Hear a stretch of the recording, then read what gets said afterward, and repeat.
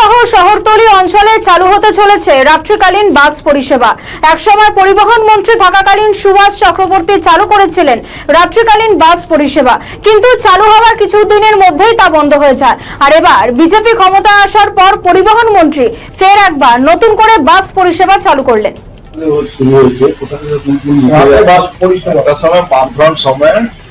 আমার মনে হচ্ছে সুভাষ চক্রবর্তী যখন ট্রান্সপোর্ট মিনিস্টার ছিলেন তখন এটা করেছিল, পরে বেশি দিন চলেনি, বন্ধ হয়ে গেছে।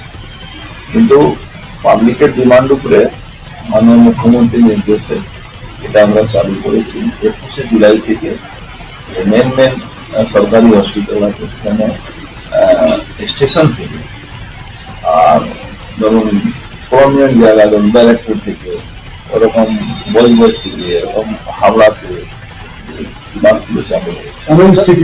মেন সিটির মানে যেখান থেকে কোনো অসুস্থ মানুষকে নিয়ে যাওয়া যায়, পরিবারের লোক যেতে না। শিয়ালদা হাওড়া স্টেশন আছে, শিয়ালদা হাওড়া স্টেশন তো আছে। এটা পুরো রুট আপনার পেয়ে যাবে, আমি আপনাকে অন্য কোনো জেলাতে অফিস বন্ধ না, আমি পুরো রুটটাই দিয়েছি। অফিসের লোকগুলোকে বলবেন আমাদের।